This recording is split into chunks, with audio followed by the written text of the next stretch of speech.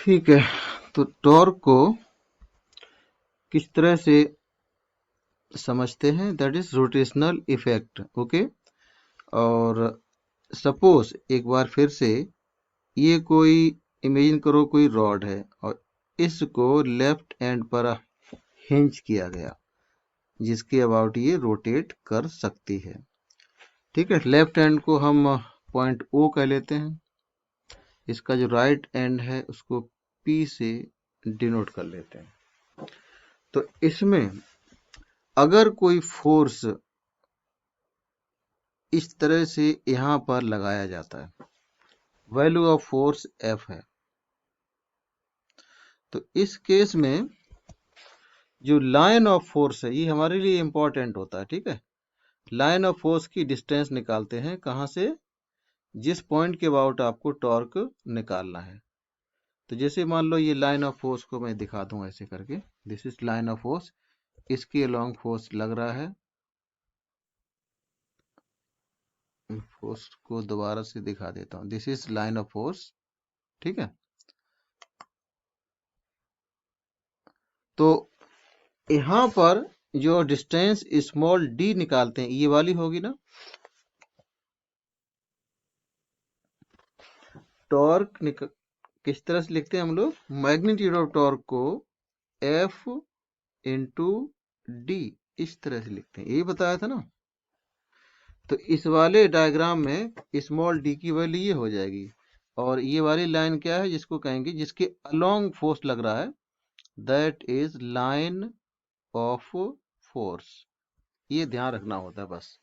तो उसके बाद ये टॉर्क आ जाता है। तो डायरेक्शन ऑफ टॉर्क या तो क्लॉकवाइज होगी या एंटी क्लॉकवाइज होगी।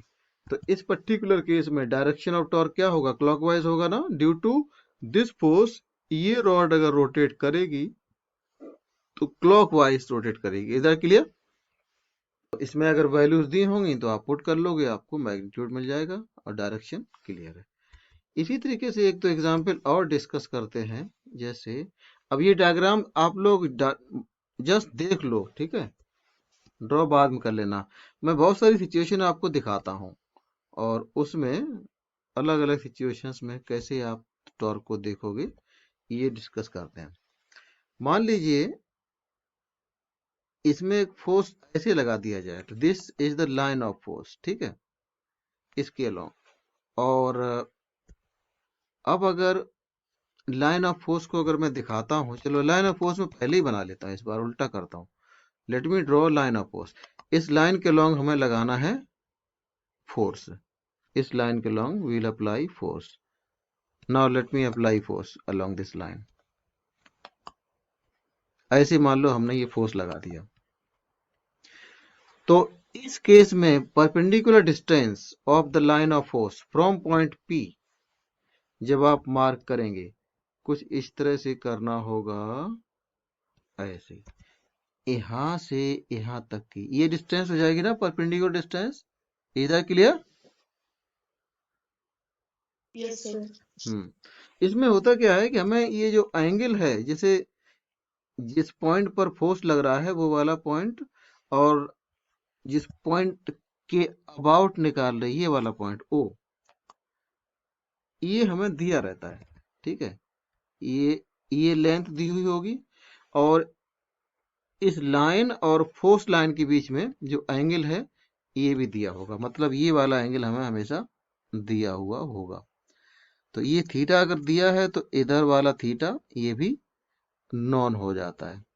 और उसके बाद में knowing this value of length ये हम निकाल सकते हैं, क्योंकि हमारे पास O P Q right angle triangle बन जाता है। आई थिंक ये पॉइंट और हमने क्लास में डिस्कस किया था। ठीक है, यस सर। चलिए तो निकालते हैं। इसमें इस वाले फोर्स की वजह से भी इसमें अगर रोटेशन होता रॉड में तो कुछ ऐसे ही होगा, पॉइंट ओ के बाद रोटेशन इसी टाइप से होगा, है ना। तो टॉर्क की डायरेक्शन क्या आने वाली है, क्लॉकवाइज या एंटी क्लॉकवाइज? क्लॉकवाइज। हाँ, इसमें भी क्लॉकवाइज आ जाएगी। ठीक है, और एक और यहाँ पर तीसरा एग्जांपल मैं आपको दिखा दूं डायग्राम बना के जल्दी जल्दी से।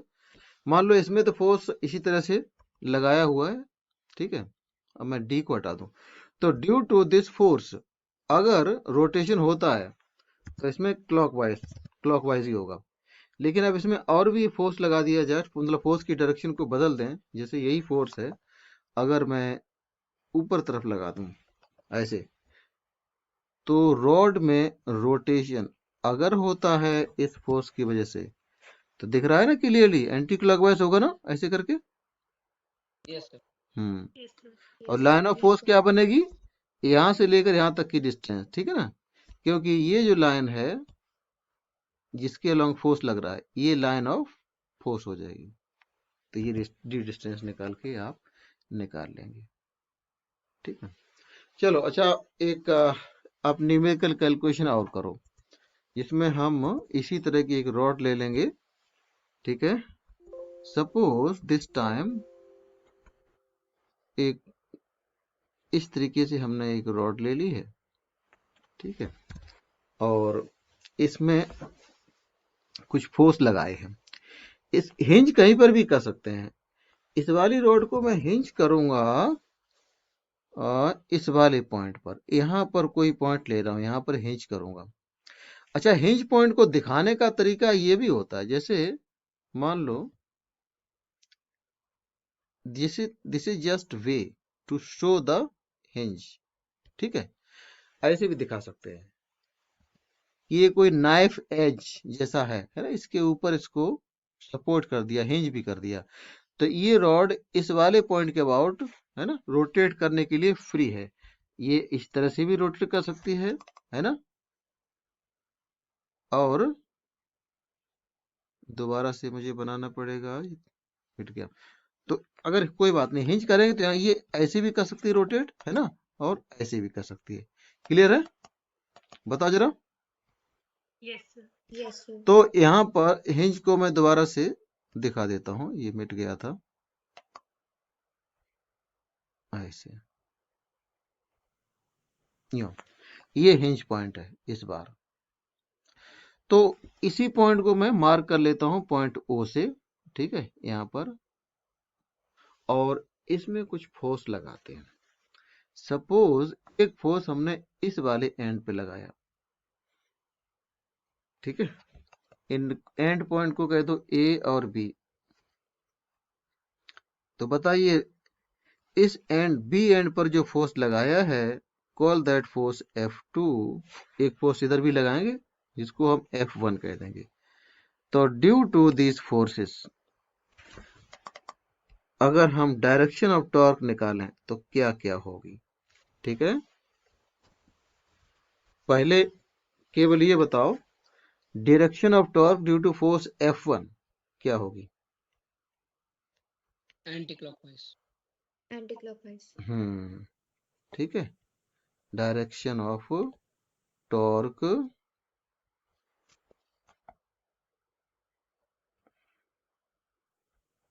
ड्यू टू फोर्स F1, अगर हम ये निकालेंगे तो ये एंटी क्लॉकवाइज आएगी। इस फोर्स के टॉर्क को अगर मैं टॉ 1 से नोट करें, तो वैल्यू ऑफ टॉर्क निकालने के लिए आपको इसी वाले पॉइंट से, ये जो लाइन है फोर्स की लाइन, ये वाली होगी ना, here we will need this distance, do you no,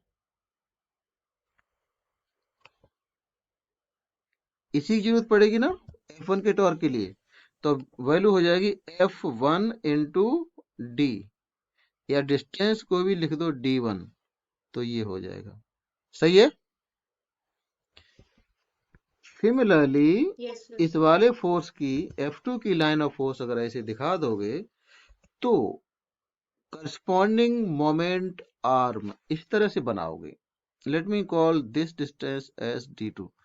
तो देयरफॉर वैल्यू ऑफ, यहाँ पे डायरेक्शन लिखी नहीं हमने, यहाँ पे लिख दे, एक बार डायरेक्शन भी लिख लेते हैं। डायरेक्शन आपकी हो जाएगी F1 की ना, एंटी क्लॉकवाइज, और उसके बाद सामने ये वैल्यू लिख दी है, ठीक है, सामने यहाँ पर वैल्यू भी लिख दी। इसी तरीके से direction of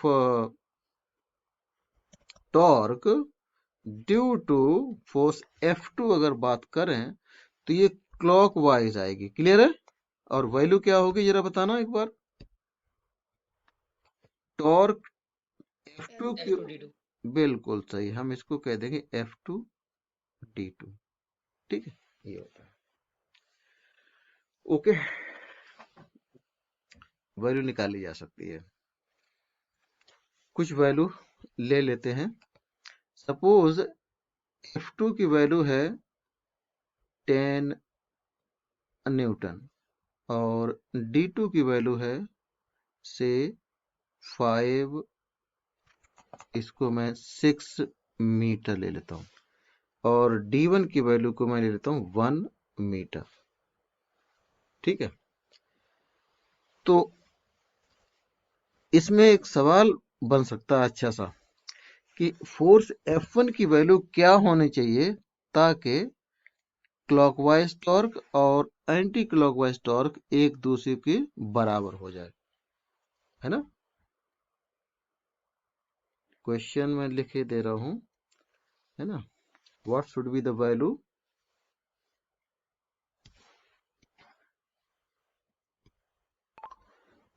what should be the value of the force F1, okay, so that net torque becomes 0। Net torque बोलना था इसमें, नेट टॉर्क becomes 0। ठीक है, बताओ।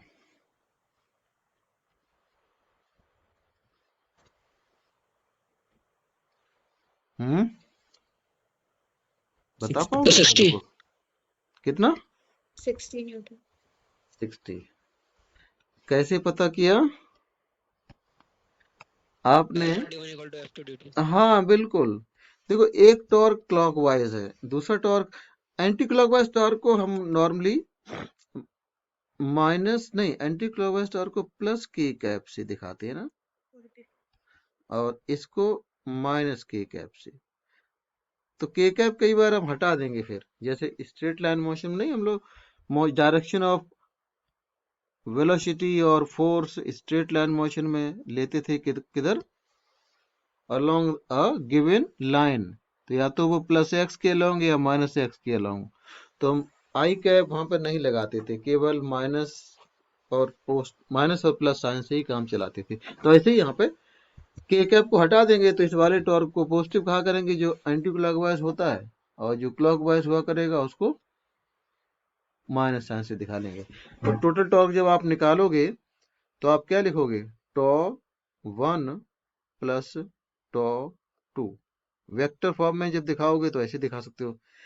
नेट टॉर्क अगर 0 होगा तो आप ऐसे लिख दोगे, बट जब आप मैग्नीट्यूड निकालोगे इनके, तो चूंकि यहाँ पे डायरेक्शंस दो ही हैं, पॉजिटिव और नेगेटिव, है ना, तो एरो साइन या वेक्टर फॉर्म में चलने की जरूरत नहीं, सीधा माइनस और प्लस साइन से काम चला लेंगे। तो एंटी क्लॉकवाइज को लिखने के लिए सीधा क्या कर लेंगे, F1D1 प्लस में और दूसरा वाला माइनस साइन के साथ F2D2, इसको 0 कर लेंगे। ठीक है, तो फाइनली हमें क्या मिल जाएगा, F1D1 बराबर F2D2, ये रिलेशन आ जाएगा। अगर केवल दो ही फोर्स लगे हों तो वैल्यू पुट कर दो। ठीक है, तो आपने वैल्यू पुट करके F1 की वैल्यू निकाली होगी, F2 10, D2 6 divide by D1 जो कि 1 है, तो 60 न्यूटन फोर्स। ठीक है, क्लियर है सभी को यहां तक? Yes sir. हम्म,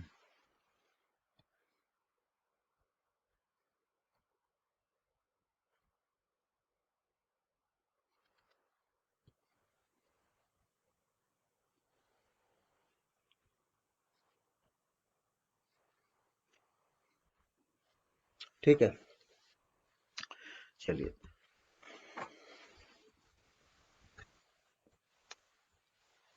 ओके, तो जब देखो यहाँ पर केवल हम दो ही फोर्स ले रहे थे, इस वजह से उनकी दो टॉर्क थी।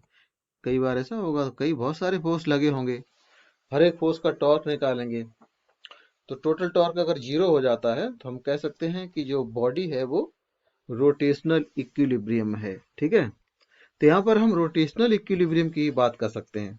ठीक है, पीछे हम लोगों ने वर्क एनर्जी पावर में डिस्कस किया था इक्विलिब्रियम को, तो that equilibrium was only translational equilibrium, क्योंकि वहां पर नेट फोर्स को जीरो करते थे इक्विलिब्रियम में। अब यहाँ पर रोटेशनल इक्विलिब्रियम आएगा, और रोटेशनल इक्विलिब्रियम में नेट टॉर्क जीरो होगा। तो जल्दी से मैकेनिकल इक्विलिब्रियम की यहाँ पर बहुत ब्रीफ में बात कर लेते हैं, फिर एक दो प्रॉब्लम करेंगे रोटेशनल इक्विलिब्रियम पर बेस्ड। ठीक है, मैकेनिकल इक्विलिब्रियम, बस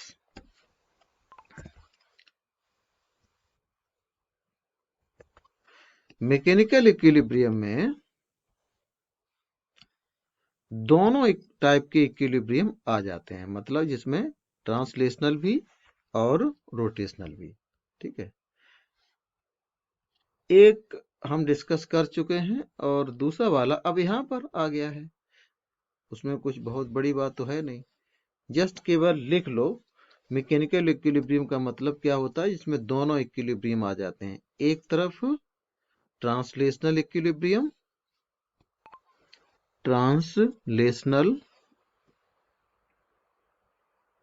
और दूसरी तरफ जो आएगा वो क्या होगा, रोटेशनल। बस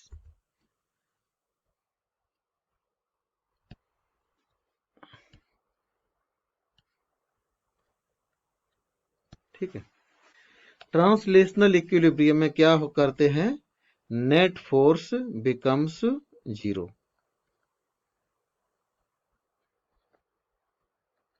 यहां पर torque, net torque acting on a rigid body zero होगा। ठीक है, बस इतना ध्यान रखना है इसमें, और कोई बड़ी बात नहीं।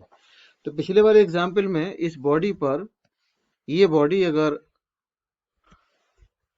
रोटेशनल इक्विलिब्रियम होगी तो इसमें क्या होगा, नेट टॉर्क जीरो होगा। इधर क्लियर? तो फॉर, हाँ बताओ condition, can you right the condition for rotational equilibrium? कर तो चुके ही हैं, जस्ट बता दीजिए रोटेशनल इक्विलिब्रियम के लिए कंडीशन इस सिस्टम के लिए क्या बनेगी, बताओ। F1 minus F2, F1 D1 minus F2 D2 is equal to 0. हाँ, या सिर्फ ये इतना ही लिखो ना, F1 D1 equal to F2 D2। ठीक है, ये होगा। इसको ऐसे भी कई बार लिखा जाता है कि anti clockwise torque is equal to clockwise torque. Condition is also written as, मैं लिख देता हूं जल्दी से, सम of clockwise torques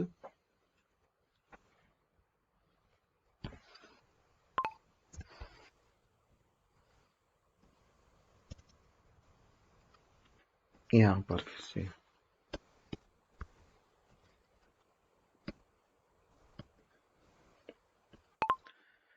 some of anti clockwise torques.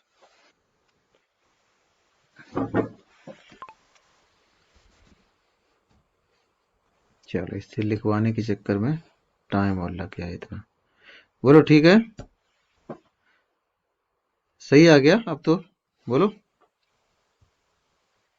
Yes, sir. यही कंडीशन आप इस तरह से भी लिख सकते हो, लेकिन जब इस तरीके से लिखते हैं तो इस स्टेटमेंट को कभी कभी कहा जाता है principle of moments.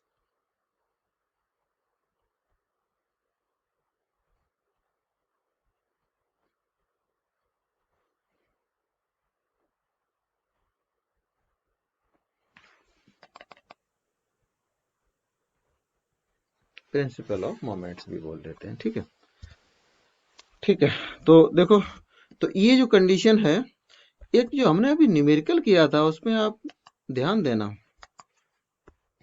Force F2 की वैल्यू तो दी थी केवल 10 न्यूटन है, तो उस केस में ये वैल्यू कितनी निकली थी, 60 आ गई थी, हमें राइट। Yes, sir. ऐसा हो जाता है। तो ये डिस्टेंसेस अगर यहाँ पर जैसे ये 6 थी, यहाँ पर 1 थी, उसके हिसाब से ये वैल्यू आ गई थी। तो इसको यूज कर लेते हैं हैवी वेट को लिफ्ट करने में, है ना।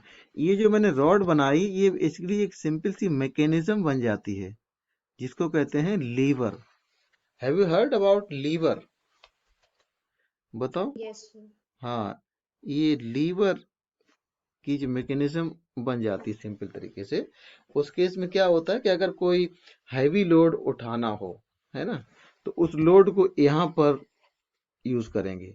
ठीक है, तो मैं इस डायग्राम को जस्ट थोड़ा सा चेंज करके मैं आगे दिखा दूं। उसको बनाना इतना जरूरी नहीं है, बस पता होना चाहिए। यहाँ पर जो फोर्स दिखाया है, फोर्स दिखाने के बजाय मैं यहाँ पर दिखा देता हूँ। सपोज एक ब्लॉक है, कोई वेट है जिसको आप लिफ्ट करना चाहते हो। ठीक है, मान लो उस मास m है, कोई ब्लॉक है m मास का, इसको लिफ्ट करना चाहते हो। तो जो फोर्स जिसको F1 करे, तो वो F1 क्या बन जाएगा यहाँ पर, mg।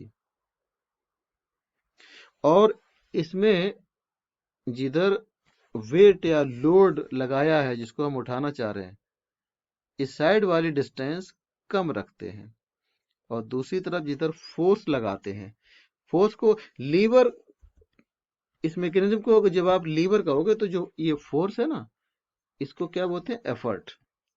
इधर एफर्ट लगा के इसको लिफ्ट करते हैं। ठीक, तो अगर D1 कम होगा, उस केस में फोर्स कम लगाना पड़ेगा। आप देख सकते हो, अगर ये वाली सिचुएशन है F1, if D1 is less than D2, तो यहां से इस वाले से जब आप निकालोगे तो needed force F2 will be less than F1 और mg। effort F2 will be less than load mg।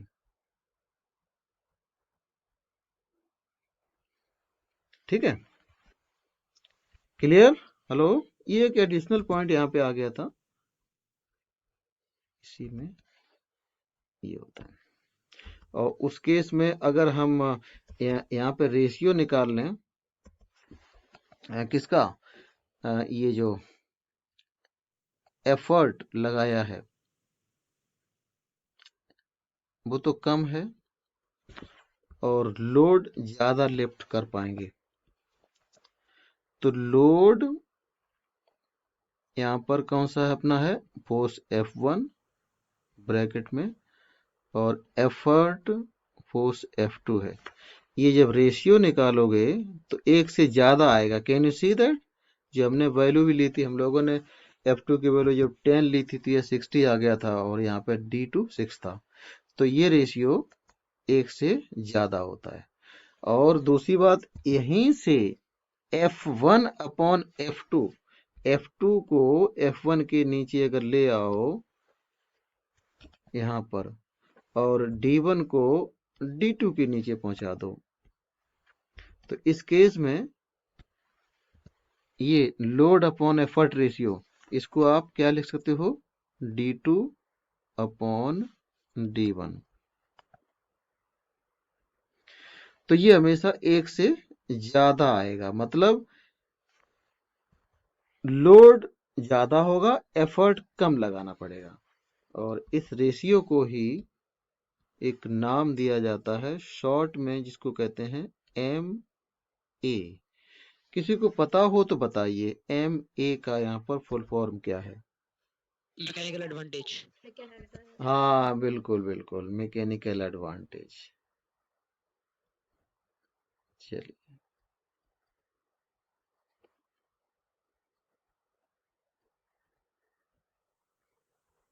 ठीक है, तो कभी पूछ दिया जाए तो बता सकते हो। ठीक है, ओके। तो हम कंटिन्यू करेंगे वहीं से। कहाँ पे बात कर रहे थे? मैकेनिकल इक्विलिब्रियम में ट्रांसलेशनल इक्विलिब्रियम और रोटेशनल इक्विलिब्रियम दोनों ही आ जाते हैं। इसको हम लोग डिटेल में पढ़ चुके हैं। इस पर बेस एक दो सवाल और करेंगे, क्योंकि एग्जाम में कई बार आए हैं questions based on rotational equilibrium. तो एक प्रॉब्लम और करो, यही डायग्राम हम यूज कर लेंगे उस प्रॉब्लम को सॉल्व करने में। थोड़ा चेंज कर लेते हैं। अब की बार इस तरह से मान लो कि ये जो रॉड हमने ली है, इसका भी इमेजिन करो कुछ वेट है, इसका वेट भी वेट हो सकता है। ठीक है, इसको मान लो यूनिफॉर्म रॉड।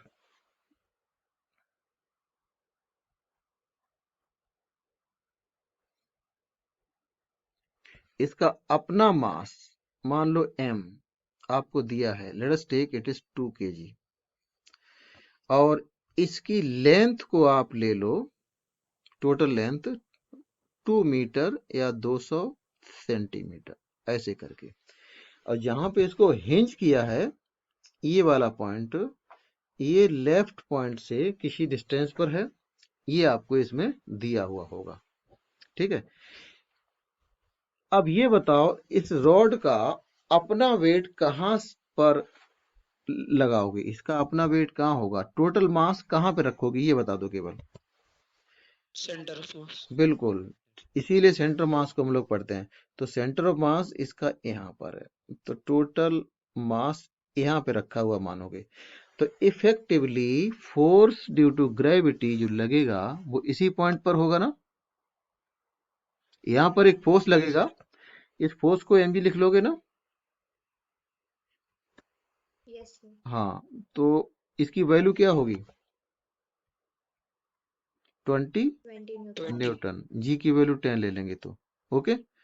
अब देखो सवाल ये बन सकता है कि मान लो यहाँ पर भी एक फोर्स लगाया, अलग से एक फोर्स यहाँ पर लगाया है। ठीक है, सपोज यहाँ पर जो फोर्स लगाया है उसकी वैल्यू दी हुई हो सकती है, लेट अस से दिस वैल्यू, या ये वैल्यू अननोन भी हो सकती है। इसको हम अननोन रखते हैं, चलो ये वाला फोर्स मान लो अननोन है।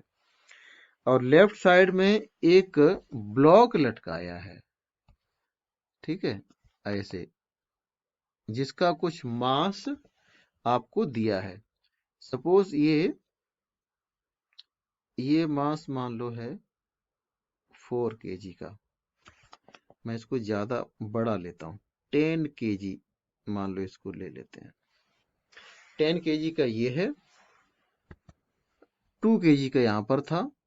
तो आपसे पूछा जाएगा इस फोर्स की वैल्यू बताओ ताकि नेट टॉर्क 0 हो या ये रॉड इक्विलिब्रियम में बनी रहे। ठीक है, क्वेश्चन क्या है? For what value of the force F the rod will be in equilibrium और रॉड विल रिमेन हॉरिजॉन्टल। मैं इसको लिख देता हूं इस बार। For what value of the force F the rod will remain horizontal.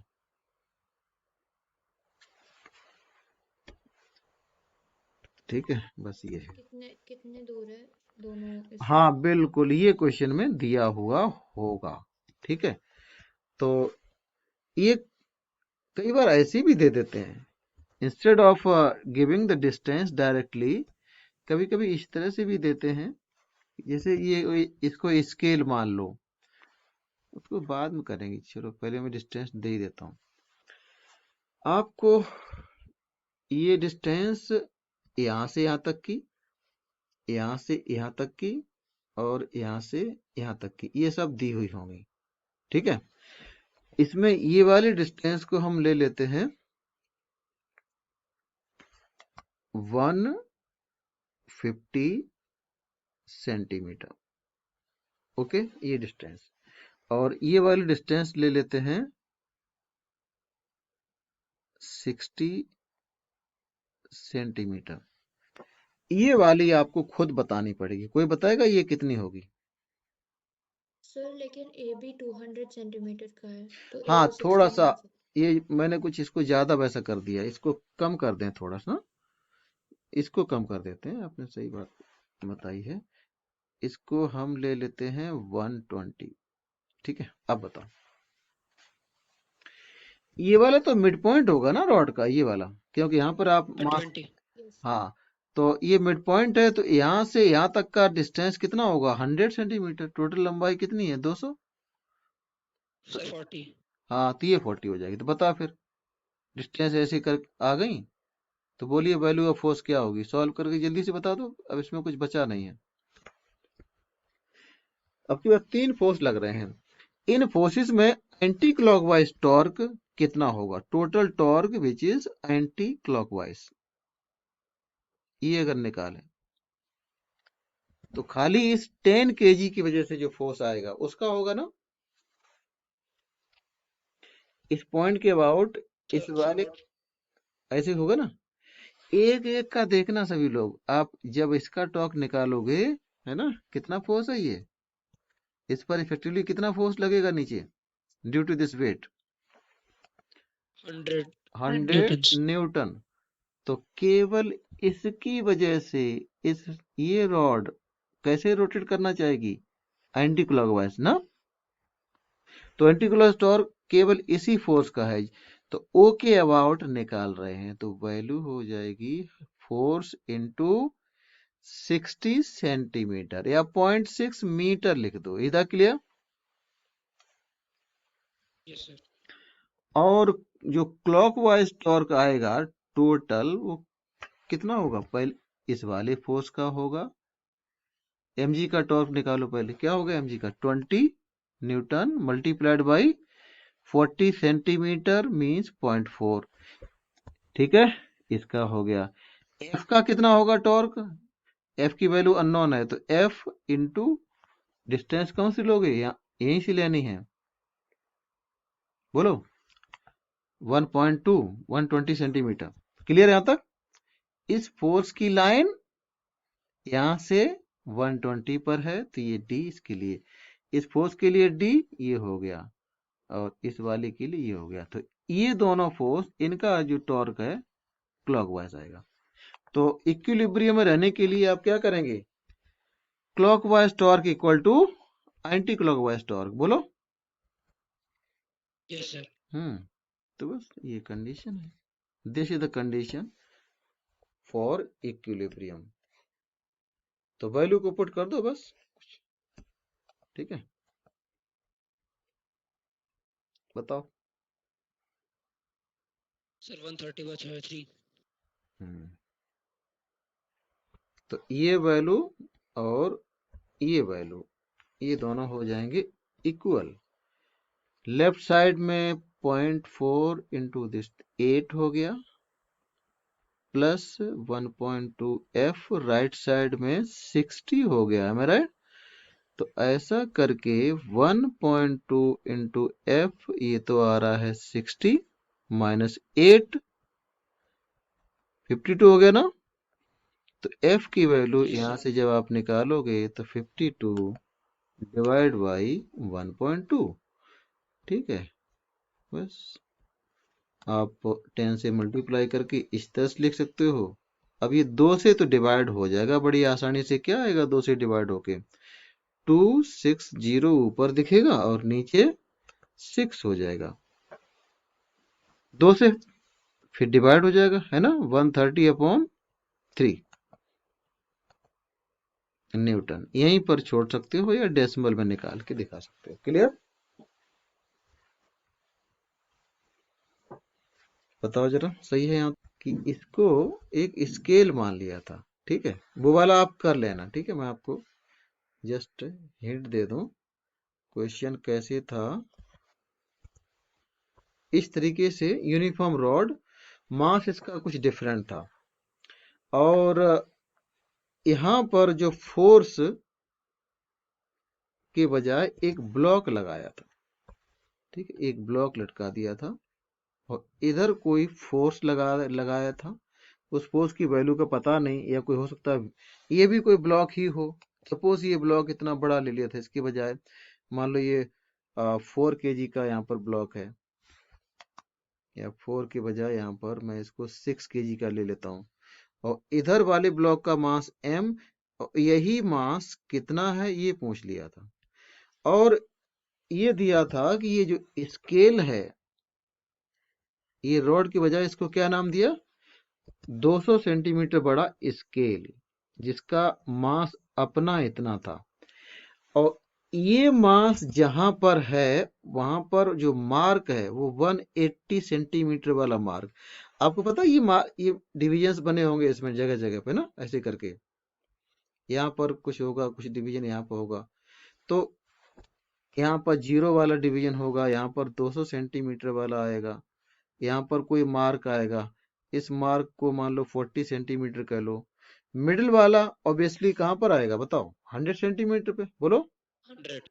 हाँ, तो इस तरह से दिया था कि ये वाला ब्लॉक जहां लगाया गया वो 180 सेंटीमीटर वाला मार्क है, हिंज जहां पर है वो 40 सेंटीमीटर वाले मार्क पर है, और ये एंड पर लगा दिया। तो यहां से आप निकाल पाओगे वैल्यूज ऑफ डी, बताओ। यही लाइन है ना जो जो हिंज है, यहाँ पर हिंज किया हुआ है, तो यहीं से डिस्टेंसेस निकालनी पड़ेंगे सभी फोर्सेस की, निकल आएंगे ना। आपको इसकी जरूरत पड़ेगी, आपको इसकी जरूरत पड़ेगी, आपको इसकी जरूरत पड़ेगी, आ जाएगी ना। कितना हो जाएगा ये बता दो, कैलकुलेशन आप कर लेना, बताओ ये अभी बताओ कितना होगा डिस्टेंस ये। 140। हाँ, 180 माइनस 40, तो ये 140 सेंटीमीटर आ जाएगा ऐसे करके। और ये कितना होगा ये डिस्टेंस, 60। 100 और 40 का डिफरेंस 60 आएगा सेंटीमीटर में, और लास्ट में ये कितना बचेगा, 40। 40 हो जाएगा, वो तो साफ साफ है। ठीक है, बाकी चीजें उसी तरीके से तो कर लेना, ठीक है। मास, इस मास की वैल्यू ये निकाल लेंगे। ओके, क्लियर है। Yes, sir. Find value of the mass m if the scale remains horizontal। ठीक है, बस ये है, सर 2 kg। निकाल लिया आपने बड़ी जल्दी। ओके, ठीक है, तो अभी हमने केवल रॉड ली थी, है ना। Hello, yes sir. हाँ, रॉड को लिया था केवल। एक और आपको दिखाता हूं डायग्राम बना के। सपोज एक इस तरह का कोई डिस्क है, या इसको व्हील भी कह सकते हो, और इसके सरकमफेरेंस पर कुछ फोर्स लगाया गया। इमेजिन करो कि ये जो है, आपने इसका हिंज दिखाता हूं, यहां पर हिंज किया हुआ सेंटर में, ठीक है, सेंटर पे ये हिंज है, या इसको व्हील भी कह सकते हो, है व्हील अपने सेंटर के अबाउट रोटेट करेगा, और इस पर कुछ फोर्स लगाया गया। सपोज फोर्स जो है सरकमफेरेंस पर कुछ ऐसे लगाया,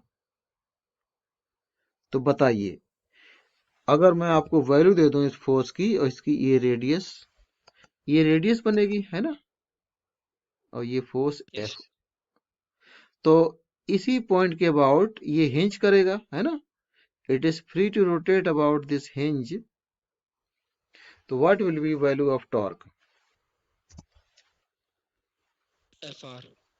हिंज पॉइंट को ओ से नोट कर लो, तो टॉर्क इसमें आ जाएगा, बिल्कुल सही कह रहे हैं, F इंटू आर आ जाएगा। ठीक है, बिल्कुल इसी तरीके से एक फोर्स और मैं अगर आपको दिखाऊं, जिसको इधर लगा दिया, वैल्यू ऑफ फोर्स उतना ही है, ये भी फोर्स उतना ही है। तो अब बताओ, ऊपर वाले फोर्स को मैं F1 कह देता हूं, तो आपने टॉर्क की वैल्यू को लिख लोगे F1R। नीचे वाले फोर्स को F2 कह लेता हूं, तो नीचे वाले फोर्स की वजह से टॉर्क कितना आएगा? F2R. क्लियर है? किसी को डाउट तो नहीं इसमें? No, sir. हाँ, डायरेक्शन और बताओ जरा, डायरेक्शन क्या होगी? Sir, clockwise. F1 का बताइए, F1 का टॉर्क अगर मैं टॉ1 कहूं तो इसकी डायरेक्शन क्या होगी? क्लॉकवाइज ही है ना? Yes, sir. अच्छा, Yes, sir, clockwise only. और नीचे वाला जो फोर्स F2 है उसका टॉर्क किधर होगा? Clockwise. ये भी क्लॉकवाइज आएगा। क्लियर है? तो इसमें दोनों ही टॉर्क क्लॉकवाइज हो गई। ठीक है, इस तरीके से भी कभी कभी आपको पूछा जाएगा। ओके, तो टॉर्क का डायरेक्शन और मैग्नीट्यूड निकालना आपको आ गया, लेकिन अभी हम लोगों ने वेक्टर फॉर्म में इसको कैसे दिखाएंगे ये इसकी बात नहीं की है, तो ये भी कर लेते हैं, है ना। Vector form, torque in vector form.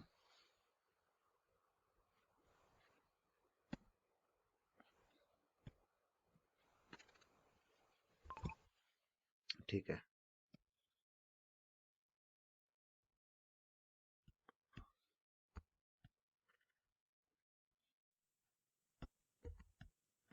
देखो वेक्टर फॉर्म में ऐसे लिखते हैं। आप ऐसे समझो,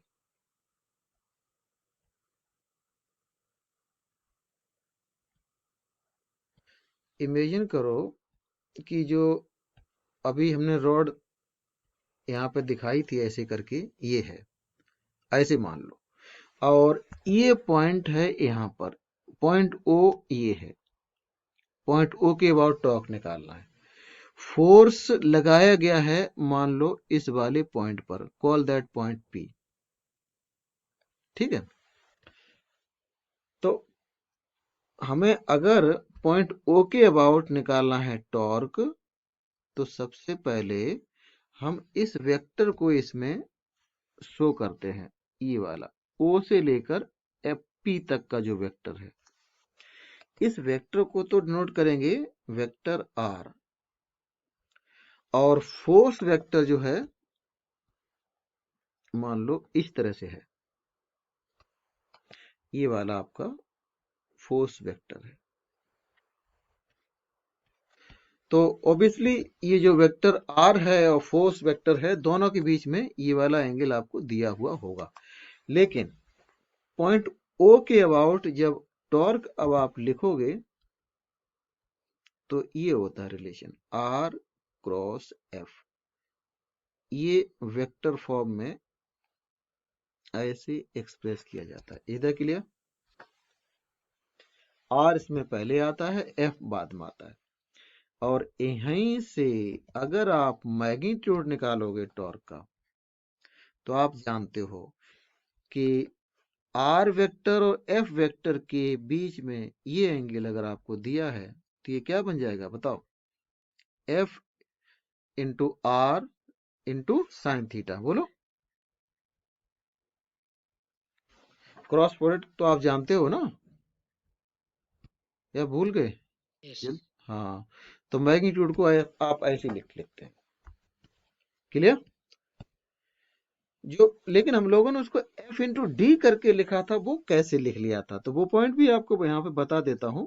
ठीक है, वो ऐसे लिख लिया था कि अगर ये जो लाइन है फोर्स की, इसको हम पीछे एक्सटेंड कर दें, ऐसे थोड़ा कलर डिफरेंट लेके, फोर्स की लाइन को अगर मैं पीछे एक्सटेंड कर दूं, है ना, तो ये जो एंगल है थीटा, वही इधर का थीटा होता है, और फिर इस साइड में हम परपेंडिकुलर डिस्टेंस निकालते हैं ऐसे करके, इसको हमने डी लिख दिया था। अब ये डी का और आर का क्या रिलेशन है देखो जरा, ये आपका ट्रायंगल कैसा बन गया बताओ? ये ट्रायंगल कैसा है? Right hand. यहां से लेकर यहां पे, और ये वाला ट्रायंगल राइट एंगल ट्रायंगल है ना, जिसमें ये वाला एंगल Yes, sir. 90 डिग्री है, और हाइपोटेन्यूज की लेंथ क्या है? ये आर ही तो है। वेक्टर आर का मैग्नीट्यूड ये हाइपोटेन्यूस है, तो ये डी क्या हो जाएगा, यहाँ पे दिख रहा है ना, डी अपॉन आर क्या होगा, साइन थीटा। Yes, sir. तो डी हो जाएगा आर इंटू साइन थीटा। तो आप इस वाले एक्सप्रेशन में ये जो साइन थीटा है, इसको अगले स्टेप में लिख देता हूं, थोड़ा सा आगे पीछे करके। मैं एफ को पहले और आर को साइन के साथ में, तो इतना हिस्सा, can you right that D, बताओ। Yes, sir. तो इस तरह से आता है, क्लियर है। तो वेक्टर फॉर्म में ये है, और मैग्नीट्यूड जब निकालते हैं तो ऐसे लिख लेते हैं, ठीक है। बोलो clear. Yes, sir. Yes, sir. अच्छा, इसी को एक और डिफरेंट वे में लिखा जा सकता है, मैं बताऊंगा, लेकिन हम यूज नहीं करेंगे उस फॉर्म में। यहाँ पर instead of writing D at the place of R sine theta, आप ये जो फोर्स वेक्टर है इसका कंपोनेंट ले लो, फोर्स वेक्टर का ये वाला कंपोनेंट ले लो, ठीक है। मैं किस कंपोनेंट की बात कर रहा हूं, इस वाले कंपोनेंट की बात कर रहा हूं, ये वाला, ये वाला कंपोनेंट फोर्स वेक्टर का क्या आएगा, ये बताओ जरा। एफ साइन थीटा होगा कि नहीं होगा, Yes, sir. Yes, sir. है ना, क्योंकि ये जो लेंथ है, ये वाली, ये लेंथ और ये लेंथ सेम ही तो है, तो इधर से आपको दिख जाएगा, ये हो जाएगा एफ साइन थीटा, ये भी। तो आप इसमें एफ साइन थीटा को, ये वाला, इसको क्या कह सकते हो, एफ परपेंडिकुलर या एफ नॉर्मल। नॉर्मल किसके, इस ओपी लाइन के नॉर्मल, आर के नॉर्मल, तो आर इंटू एफ नॉर्मल, या परपेंडिकुलर कहना ज्यादा अच्छा रहेगा। तो ऐसे भी लिखा जा सकता है, कभी कभी ये भी काम में आ जाता है, बट ये वाला हर केस में उतना कन्वीनियंट नहीं रह पाता है। इसलिए हम लोग क्या करते हैं कि आर का कंपोनेंट, है ना, ये लेते हैं, जो किधर है, फोर्स के परपेंडिकुलर, और इसको लेके ऐसे करने में ज्यादा कन्वीनियंट रहता है। इस तरह से हमने किया है, ठीक है ना। तो मैग्नीट्यूड जब भी आप निकालेंगे तो आप इसी तरह से, जैसे हम लोग पीछे करते रहे, यहाँ पर जो भी डिस्कस किया था, ये ऐसे ही निकालेंगे, ठीक है ना। यहाँ जो बताया था वही तो बताया था, जो अभी दोबारा मैंने वेक्टर फॉर्म में जाके फिर इसको निकाला है। बोलो क्लियर है पॉइंट, ये बताओ। Yes, sir. हम लोग इसी को मोस्टली यूज करेंगे इंस्टेड ऑफ दिस, ठीक है। तो चलो, तो एक दो प्रॉब्लम वेक्टर फॉर्म में भी आ सकते हैं, तो कैसे आएंगे। तो वेक्टर तो हम पढ़ चुके हैं, आपको याद होगा मोशन इन अ प्लेन में वेक्टर्स के बारे में, और क्रॉस प्रोडक्ट भी पढ़ लिया था, ठीक है। तो बताइए कोई निकाल पाएगा, अगर मैं आर को दे दूं, if I give vector are,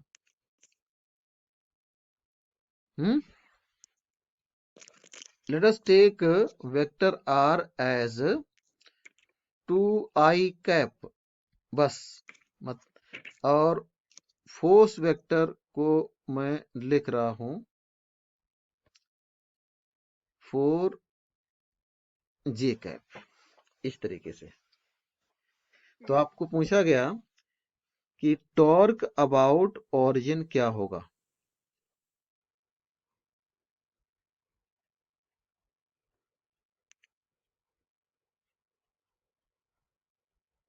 torque about origin क्या होगा। तो देखो, मैं आपको ये समझाता हूं, वेक्टर फॉर्म ये दे दिए और टॉर्क पूछ लिया, इसको सॉल्व करते समय एक बार डायग्राम अगर बना लिए तो आप बहुत ही जल्दी निकाल पाओगे, ठीक है।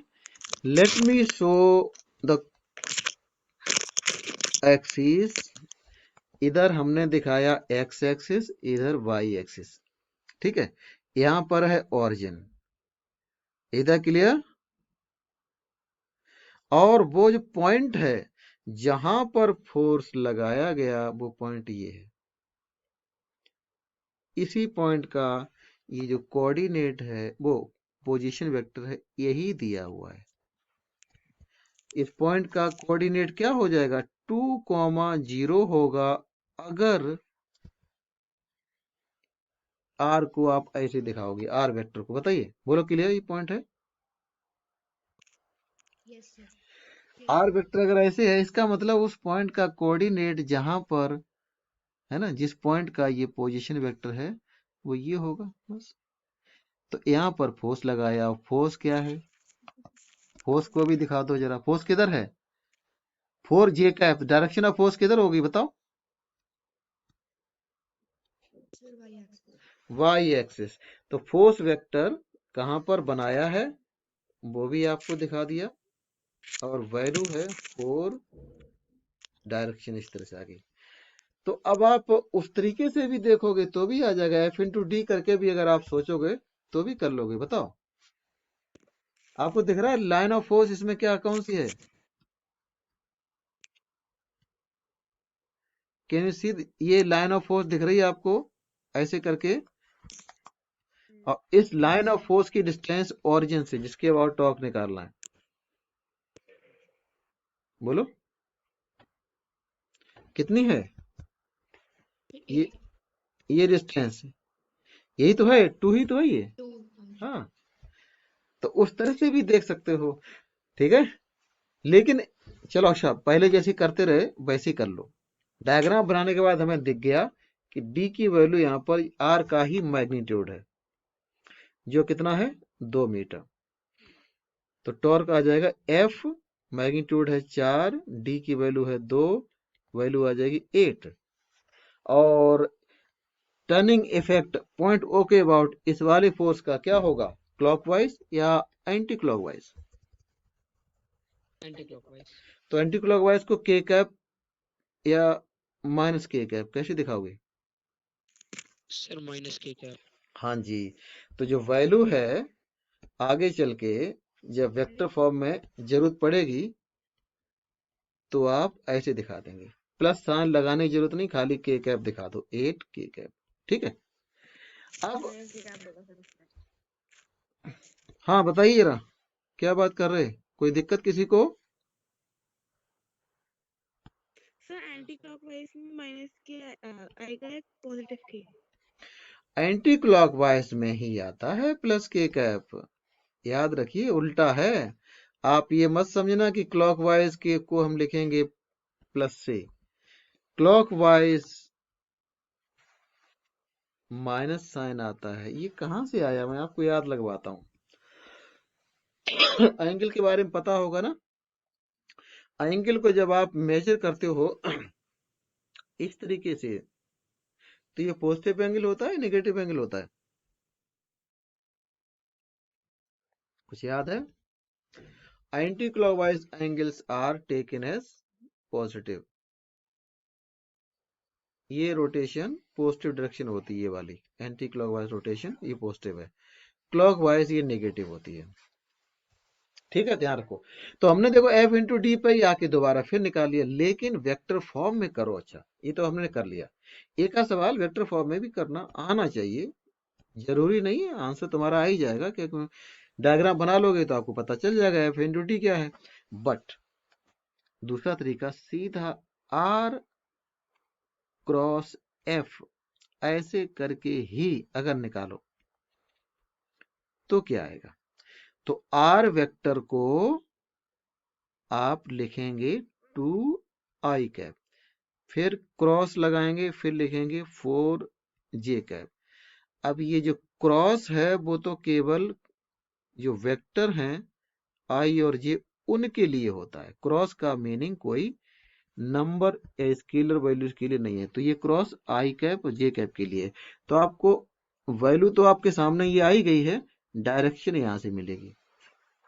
तो ये डायरेक्शन निकालने के लिए याद है किसी को कैसे करते थे, मैंने शायद बताया होगा।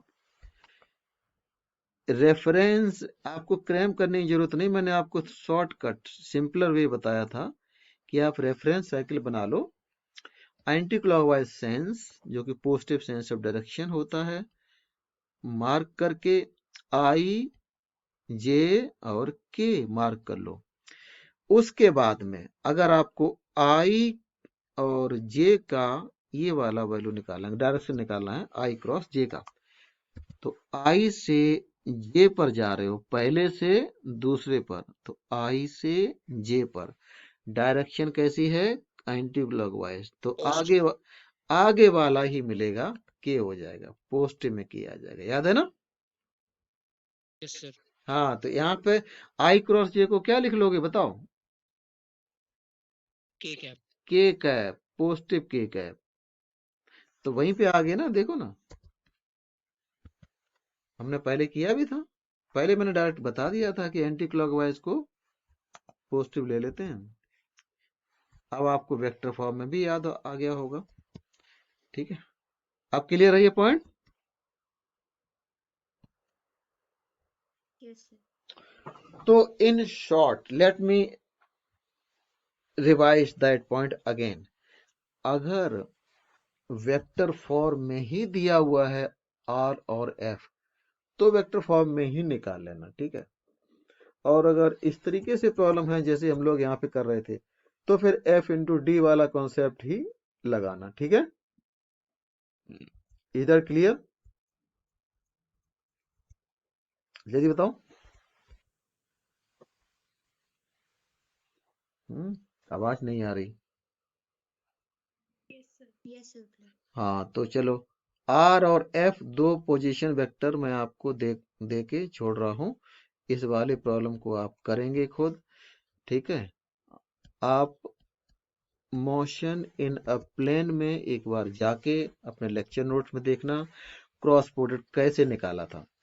तो मैं आपको दे रहा हूं उस पॉइंट पी का पोजीशन वेक्टर आर, और आपको निकालना है ओरिजिन के अबाउट टॉर्क।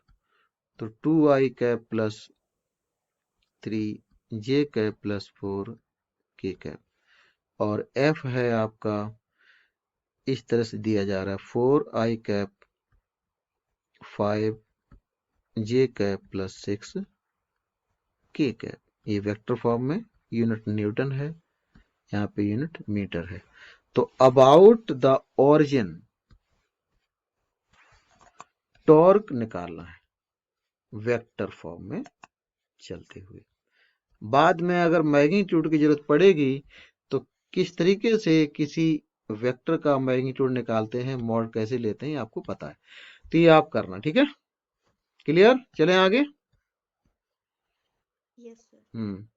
आपको बताया था, फिर भी अगर दोबारा रिवाइज करते समय दिक्कत आए तो आप पूछ लेना आगे अलग से, ठीक। लिखो, जस्ट ए मिनट।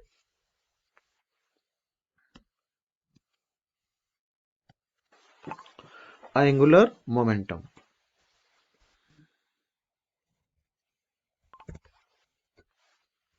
चलिए सही लिख दिया।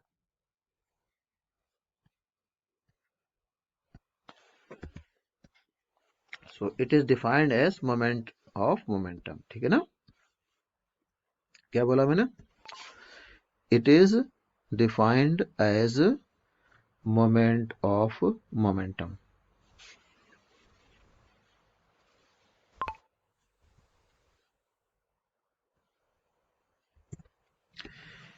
ठीक है, क्या मतलब है इसका, इसको वेक्टर फॉर्म से स्टार्ट करते हैं, डिनोट करते हैं कैपिटल एल, सिंबल क्या यूज करेंगे इसके लिए, कैपिटल में एल, ये सिंबल है। और in vector form it is defined as R cross P,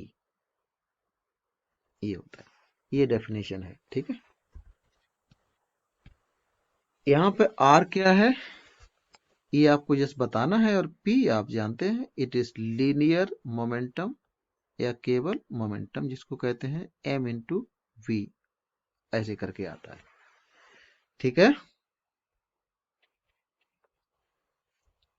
आपको एंगुलर मोमेंटम और किसी न किसी पॉइंट के अबाउट ये भी निकाला जाता है।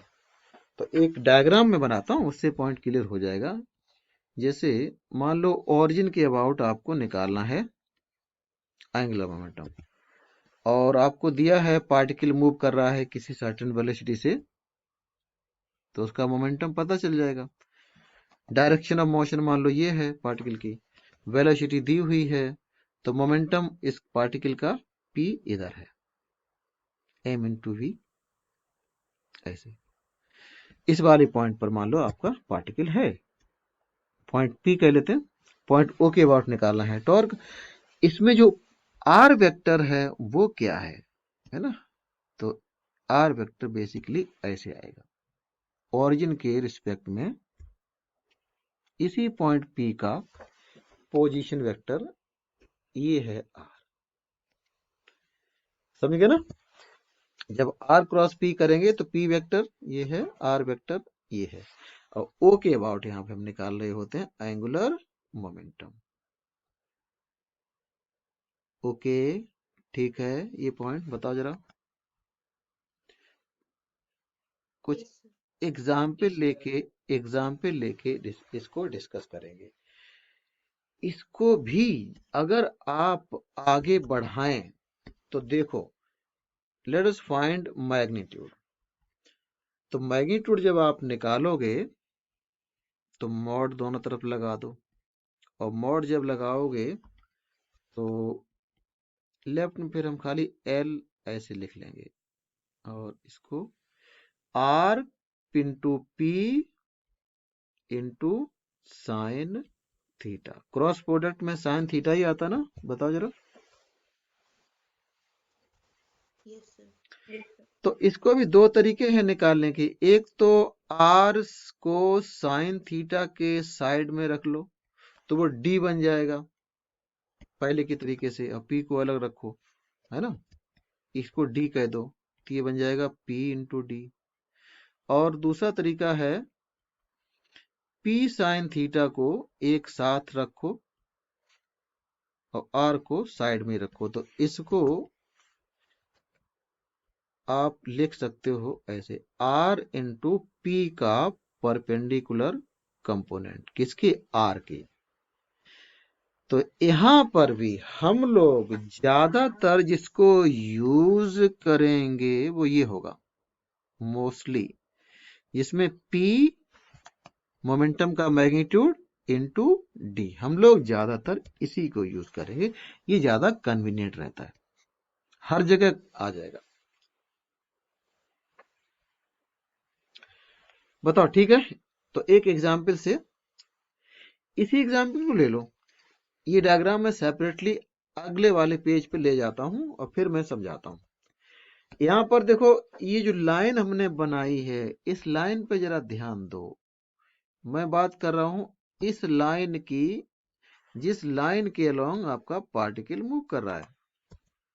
ये मिट गया, दोबारा मैं बनाता हूं।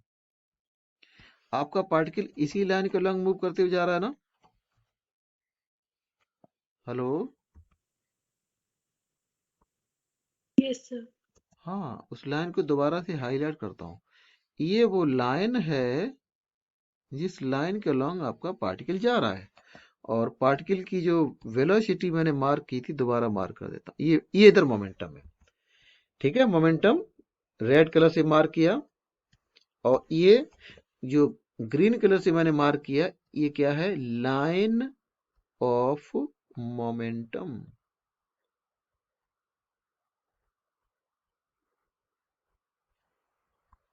ठीक है, तो एंगल थीटा जो आर और पी के बीच में यही वाला होगा, आर को थोड़ा आगे एक्सटेंड कर दो, और ये आपका पी वेक्टर है, तो ये वाला एंगल थीटा अगर हो तो वो थीटा इधर आ जाएगा, तो आप इस वाली डिस्टेंस को लेंगे जो लाइन ऑफ मोमेंटम की डिस्टेंस है इस वाले पॉइंट से।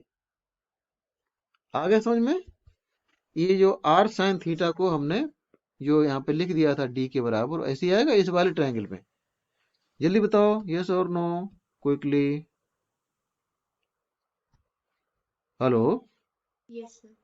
हाँ, इसमें कौन सा ट्रायंगल बन रहा है, ये वाला ट्रायंगल बन रहा है, यहां से लेकर यहाँ पर गए और फिर यहाँ पर आए। एक मिनट, मैं इसमें कलर को डिफरेंट करके और फिर मैं आपको दिखाता हूं। यहाँ पर आए और यहाँ पर थोड़ी सी गड़बड़ी हो गई यहाँ पे, तो मैं दोबारा से बनाऊंगा। बस ये ट्रायंगल बन रहा है। Hello, Yes, sir. तो इस राइट एंगल ट्रायंगल में ये एंगल 90 डिग्री है और ये वाली डिस्टेंस इसलिए डी हो जाती है, जिसको हम और साइन थीटा की जगह पर यूज कर लेते हैं।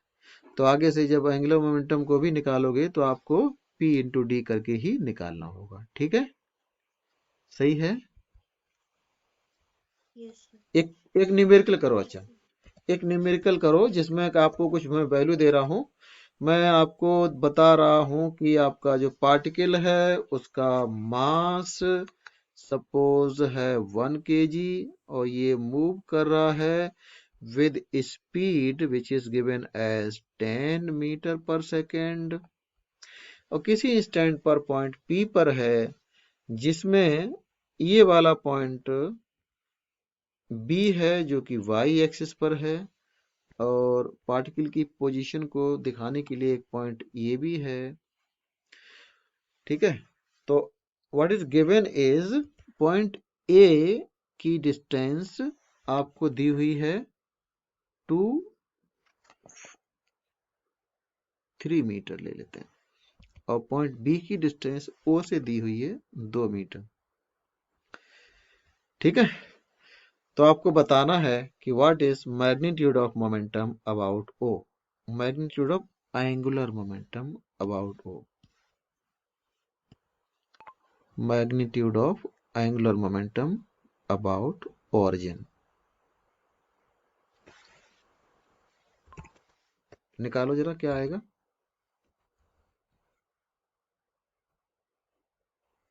20. तो इसमें मास और v दे दिया है, यहां से आपको लीनियर मोमेंटम मिल गया। तो जब इसको आप सॉल्व करोगे तो सीधा मोमेंटम तो स्ट्रेट फॉरवर्ड है। आपको चाहिए होगा डिस्टेंस कौन सी, लाइन ऑफ मोमेंटम की डिस्टेंस ओरिजिन से, ये वाली।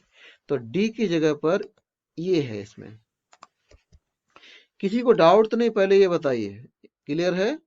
p इंटू डी जब आप करोगे तो p तो हो गया mv, मास दिया है, v दिया है, d डायरेक्ट दिया है। सही है। यूनिट क्या होगा Yes, इसका sir. जरा बताओगे, what will be the unit.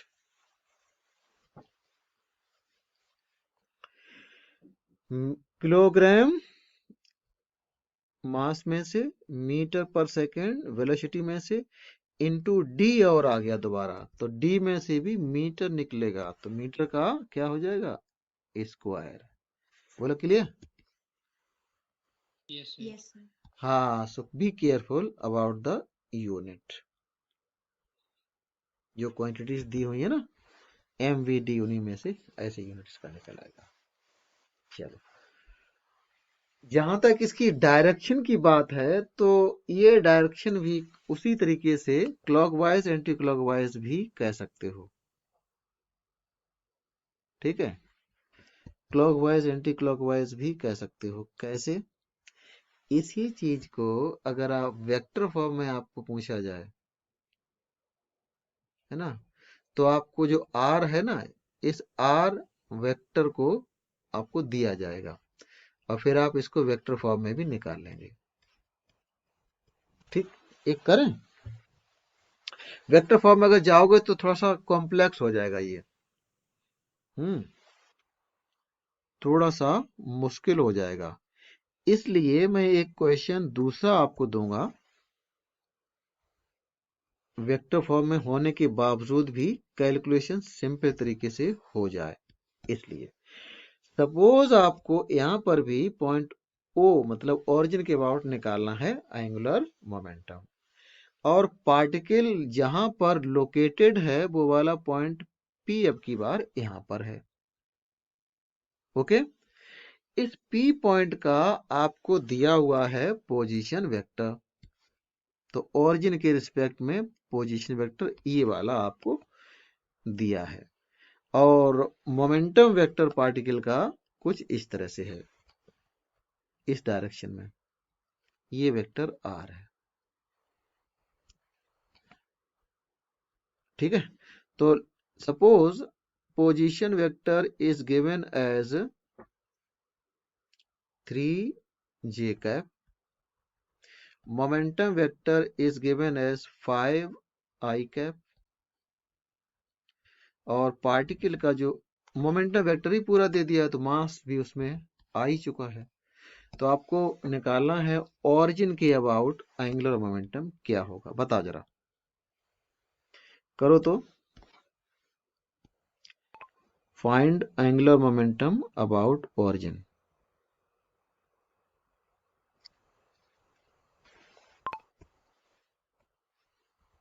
बताओ।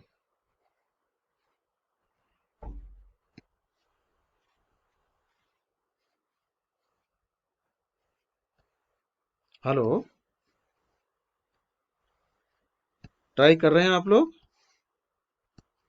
Sir, 15. Yes, sir. क्वेश्चन में इतना ही दिया जाएगा क्या, ये वाला हिस्सा। जब आप सॉल्व करोगे तब आप ये डायग्राम खुद बना लेना, और जब ये आप डायग्राम बनाओगे तो फिर आपको स्ट्रेट फॉरवर्ड वही कॉन्सेप्ट यूज कर पाओगे। कौन सी? लाइन ऑफ मोमेंटम ये है, और लाइन ऑफ मोमेंटम की डिस्टेंस ओरिजिन से ये डी। बोलो।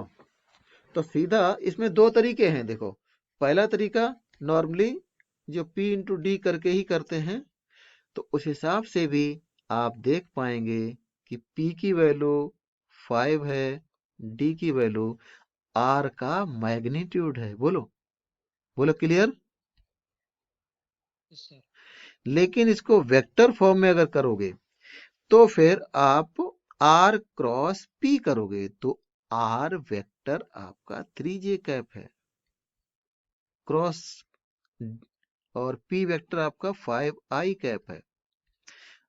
तो ऐसे करोगे तो 15, उसके बाद में j क्रॉस i, और खाली j क्रॉस i का आपको निकालना होगा। और j क्रॉस i के लिए क्या होता है बताओ जरा, किसी को ये ध्यान है? -k.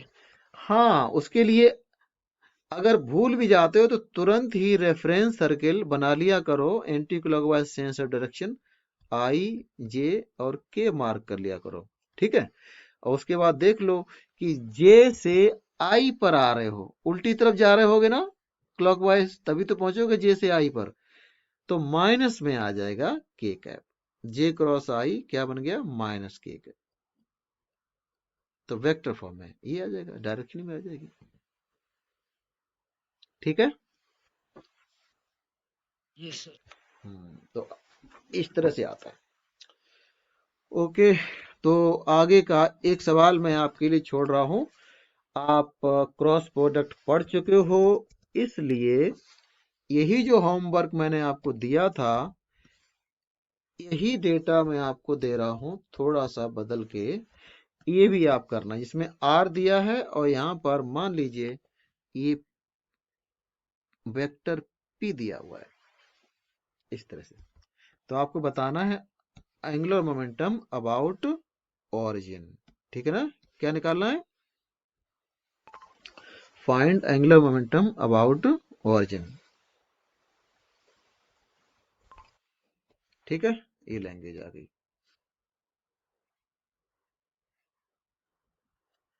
अगर आपने टॉर्क निकाल लिया तो एंगुलर मोमेंटम भी बड़ी आसानी से आ जाएगा। ठीक है, उसके बाद आगे बढ़े। देखो, मान लो अगले प्रॉब्लम में मैं आपको दे रहा हूं कि पार्टिकल मूव कर रहा है इस लाइन के अलोंग जो ये वाली है, और ओरिजिन के अबाउट निकालना है आपको एंगुलर मोमेंटम। तो किसी इंस्टेंट पर पार्टिकल यहां पर है, मास 1 kg ले लो, और वेलोसिटी ऑफ पार्टिकल 5 मीटर पर सेकंड ले लो, और आपको ये डिस्टेंस दी हुई होगी ये वाली, या कोऑर्डिनेट दिया होगा मान लो ये पॉइंट ए है जिसके कोऑर्डिनेट दिए हुए हैं 2,0, तो ओरिजिन के अबाउट क्या होगा एंगुलर मोमेंटम? 10. ठीक है। और दूसरे वाले डायग्राम में पार्टिकल जा रहा है अगेन एक लाइन के लॉन्ग, और वो लाइन कुछ अब की बार मैं ऐसे दिखा रहा हूं। इस लाइन के लॉन्ग पार्टिकल मूव करता हुआ जा रहा है। किसी इंस्टेंट पर मान लो पार्टिकल यहां पर है और वेलोसिटी वेक्टर ऑब्वियसली इधर है। तो ये दूसरी तरफ जो क्वेश्चन है इसमें भी वेलोसिटी और मास यही मान लो और बताओ कि ओ के अबाउट ही क्या होगा टॉर्क। टॉर्क नहीं, एंगुलर मोमेंटम। जबकि यहां पर मैं ये डिस्टेंस दे रहा हूं, ठीक है, ओरिजिन से यहां तक की। Suppose that distance is 2 metre itself. दूसरे वाले केस में क्या आएगा?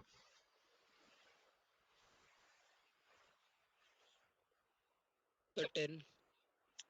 10 आएगा ना। आपको खाली यही देखना, लाइन ऑफ मोमेंटम की डिस्टेंस ओ से, तो यहाँ पर सीधी सीधी दी है। यहाँ पर कितना था ये डी का वैल्यू जरा बताओ। इसमें डी कितना है? 2 है बस। 2. तो ऐसे करके तो यहाँ पर एम वी डी यहाँ पर भी हो गया। ठीक है, ये यहाँ पर भी एम वी डी। अच्छा, सवाल कभी कभी ऐसे पूछा जाता है कि ये पार्टिकल सपोज कभी इस वाले पॉइंट पर रहा था, ठीक है, जो इधर जा रहा है ना, कभी इस पॉइंट ए पे था, बाद में पॉइंट बी पर पहुंचा था। तो एंगुलर मोमेंटम जब पॉइंट ए पर था तब मान लो L1 था, जब पॉइंट बी पर पहुंच गया तो उसका एंगुलर मोमेंटम ओरिजिन के अबाउट L2 हो गया। तो इन दोनों L1 L2 में क्या रिलेशन होगा? क्या ये दोनों सेम होंगे या Yes, sir. डिफरेंट होंगे? Sir, equal. ऑप्शन ऐसे हो सकता है, ऐसे हो सकता है, ऐसे हो सकता है, लास्ट में बन गया ना एक सवाल। तो आप देखेंगे कि हमें एंगुलर मोमेंटम निकालते समय एम वी सेम है और डी यहाँ पर हो यहाँ पर हो, डी तो हम यही लेंगे ना, इसी लाइन की डिस्टेंस। तो बिल्कुल सही कहा, यही होगा। ये नीट में भी सवाल ऐसा आ चुका है। सही है, बोलो। Yes, sir. ओके, ये वाला जो सवाल है मैं आपको एक डिफरेंट वे में और पूछूंगा, ठीक है। तो मैं आपको डी नहीं दूंगा, ठीक है। I will not give value of D. Instead of that मैं मास और वेलोसिटी वो तो दिया ही होगा, और आपको ये दिया है कि ये जो लाइन है, जिस लाइन के लॉन्ग पार्टिकल मूव करते हुए जा रहा है, इस लाइन का इक्वेशन कुछ ऐसे है, y equal to x plus 4। इस लाइन के लॉन्ग पार्टिकल मूव कर रहा है। तो आपको बताना है angular momentum of the particle about the origin, ठीक है। और ये मैं आपके लिए छोड़ रहा हूं as a homework.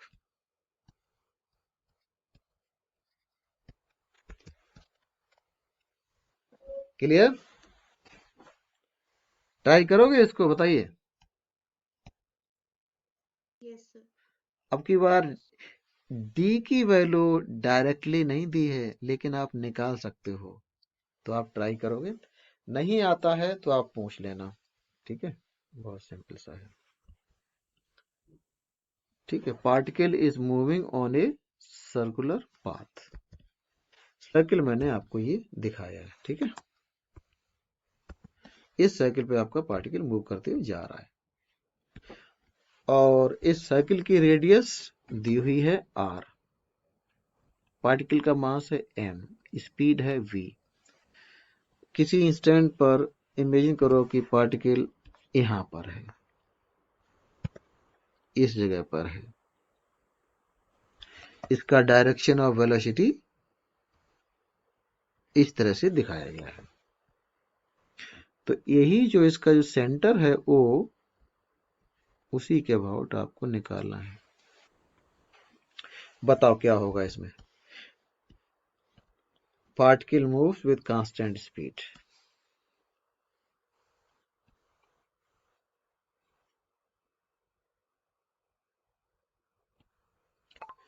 Angular momentum of particle in uniform circular motion.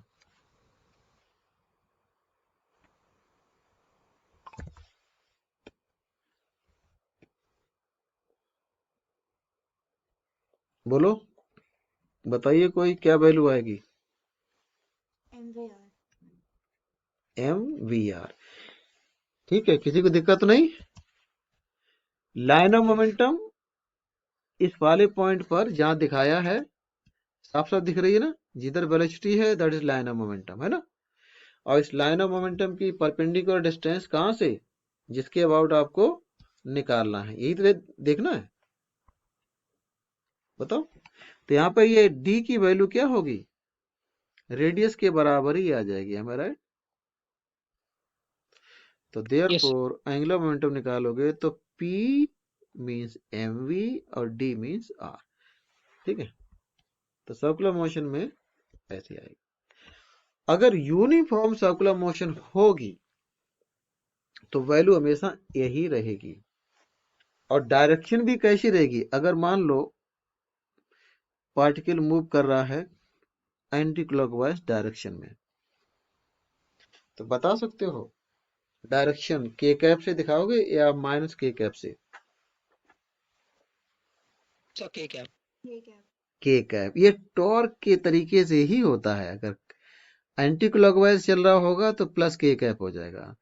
तो इस पॉइंट को नोट कर लेना हाईलाइट करके। एंगुलर मोमेंटम यहाँ पर ओपन गलती से आ गया, मैं करेक्शन कर देता हूं यहाँ of.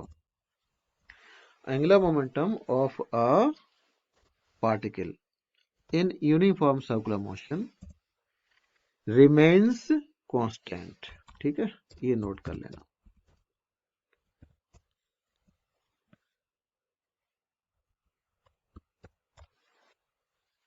Is that clear? Yes, sir. और यही नहीं, अगर पार्टिकल यूनिफॉर्म इस वेलोसिटी से मूव कर रहा है तो हमेशा ही कांस्टेंट होगा। ठीक है, angular momentum of a particle in uniform circular motion और in you moving with constant velocity. ये भी मैं अलग से लिख देता हूं, पॉइंट ज्यादा सही रहेगा। Angular momentum of a particle moving with constant velocity is always constant। Clear है? तो ये वाला पॉइंट भी आप ध्यान रखेंगे। सही है? तो Yes, sir. Uniform circular motion में हालांकि वेलोसिटी की डायरेक्शन बदल रही, उसके बावजूद कांस्टेंट है। और कांस्टेंट वेलोसिटी ही होगी तो इसका मतलब direction and magnitude of velocity दोनों सेम है। यूनिक कांस्टेंट वेलोसिटी का मतलब जैसा यहाँ पे ले रहे थे, है ना, जैसे पार्टिकल कोई स्ट्रेट लाइन में जा रहा है विद कांस्टेंट वेलोसिटी, तो एंगुलर मोमेंटम हर जगह सेम है। तभी यहाँ पर L1 बराबर L2 आया था। तो वही स्टेटमेंट दोबारा से हमने हाईलाइट करके लिख लिया है। ठीक है, तो ये होता है एंगुलर मोमेंटम और टॉर्क, है ना। ठीक है, बताओ यहाँ तक अगर क्लियर है तो आगे का जो पोर्शन है अब आप बड़ी आसानी से कर पाएंगे, क्योंकि आप लोग मोमेंट ऑफ इनर्शिया को सीख चुके हो। हाउ टू फाइंड टॉर्क, है ना, ये भी आपको आ गया है। और एंगुलर मोमेंटम कैसे निकालें ये भी आ गया है। ठीक है, तो मोर देन 50% ऑलरेडी कंप्लीट हो गया चैप्टर। और नई कोई कॉन्सेप्ट आएगी नहीं, इन्हीं को हमें अप्लाई करना है, तो आगे की चीजें इजी लगेंगी। खास तौर से आज के लेक्चर को दोबारा से एक बार रिवाइज कर लेना, ठीक है? मैं इसका वीडियो लिंक शेयर कर दूंगा। ओके, अच्छा ये बताइए आप लोगों का एफटी कब है, नेक्स्ट एफटी कब है? आगे थोड़ा सा मैं और बताऊंगा, केवल है ना, हेडिंग केवल लिख लो और बाकी चीजें हम पूरी बाद में करेंगे। अब मैं इसमें शेयर भी कर दूंगा, ठीक है? जो मैं आपको बताऊंगा अभी, है ना, वो टेबुलर फॉर्म में बताना चाह रहा हूँ, तो कुछ पॉइंट में बता दूंगा, बाकी चीजें मैं अभी शेयर करूंगा तो उसमें लिख दूंगा। ओके, लिखो हेडिंग।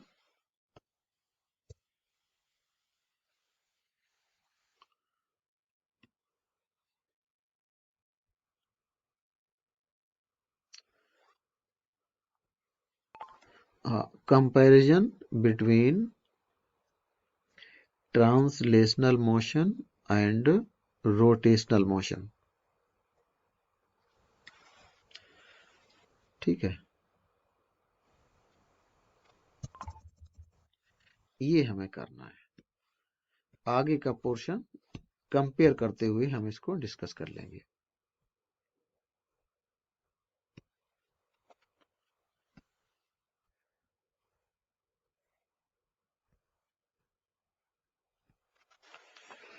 ठीक है, तो अभी जो एंगुलर मोमेंटम आपने निकाला है for a particle moving in circular path, इसी को लेके एक पॉइंट और मैं बता दूं पहले, फिर सभी चीजें कंपेयर ऑटोमेटिकली हो जाएंगी।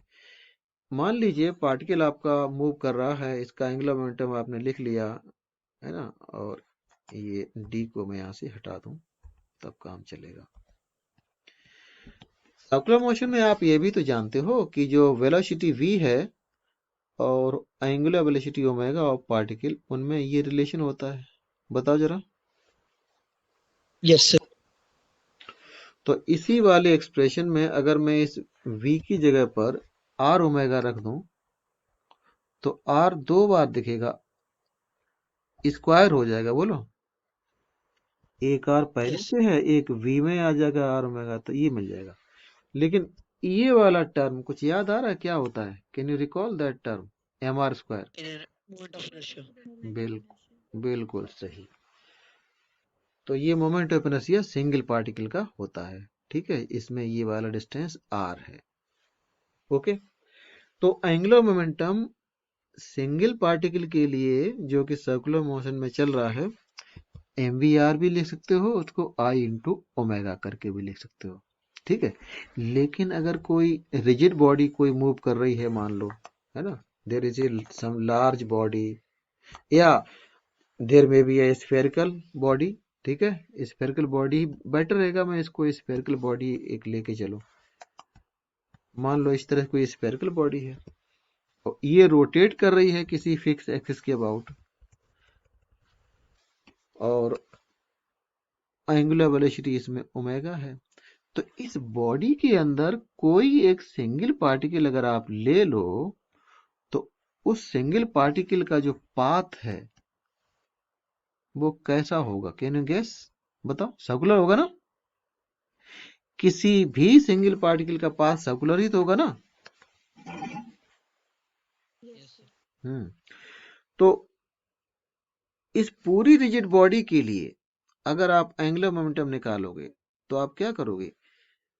इसी तरीके से हर पार्टिकल का निकालते चले जाओगे। थियोरेटिकली इसको आप कैसे दिखाओगे? इसी तरीके से दिखाओगे, पहले पार्टिकल का, दूसरे वाले पार्टिकल का, तीसरे वाले पार्टिकल का। बस अंतर यह है I1 I2 I3 moment of inertia particle के अलग अलग होंगे, क्योंकि हर पार्टिकल एक्सिस से अलग अलग डिस्टेंस पर हो सकता है, मासेस भी अलग अलग हो सकते हैं। ऑलरेडी तो यहां पर जो कॉमन चीज आएगी वो क्या होगी? ओमेगा। क्योंकि जब भी कोई बॉडी रिजिड होती है तो उस केस में एंगुलर वेलोसिटी हो या एंगुलर एक्सेलरेशन हो, हर पार्टिकल का सेम रहता है। तो इस तरीके से पूरी रिजिड बॉडी का आप एंगुलर मोमेंटम निकाल लेंगे। लेकिन इस वाले समेशन को हम क्या कहेंगे बताओ,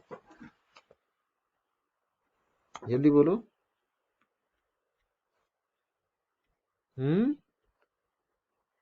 हेलो। बॉडी का मोमेंट ऑफ इनर्शिया। हाँ, पूरी बॉडी का मोमेंट ऑफ इनर्शिया। जैसे यही बॉडी अगर स्फीयर होगी तो आप जानते हो ये 2/5 mr² या 2/3 डिपेंडिंग सॉलिड और हॉलो, है ना। तो सिंगल पार्टिकल के लिए भी ऐसे आता है, बट सिंगल पार्टिकल का ऐसे भी लिख सकते हैं, बट रिजिड बॉडी का इस तरीके से आप नहीं लिख पाओगे। Are you getting? तो रिजिड बॉडी का एंगुलर मोमेंटम ऐसे लिखा जाता है। ये था क्लियर? कौन सी? जो रोटेट कर रही है, angular momentum of a rigid body rotating. तो इसी तरीके से टॉर्क रिजिड बॉडी का क्या होगा, उस केस में रिजिड बॉडी रोटेट कर रही होगी एंगुलर एक्शन अल्फा से, तो टॉर्क को भी सिमिलर तरीके से निकालोगे तो ये होगा I into alpha for a rigid body. ठीक है।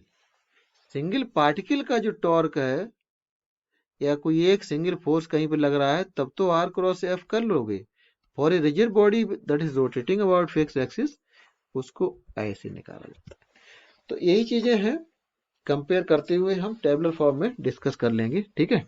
तो आज की क्लास में इतना ही रखेंगे, इतना जो भी आज डिस्कस किया उसको रिवाइज कर लेना, बाकी चीजें फिर अच्छी तरह से समझ में आ जाएंगी। ठीक है, चलो ठीक है, ओके चलो थैंक यू सर। ठीक, ओके, वेलकम।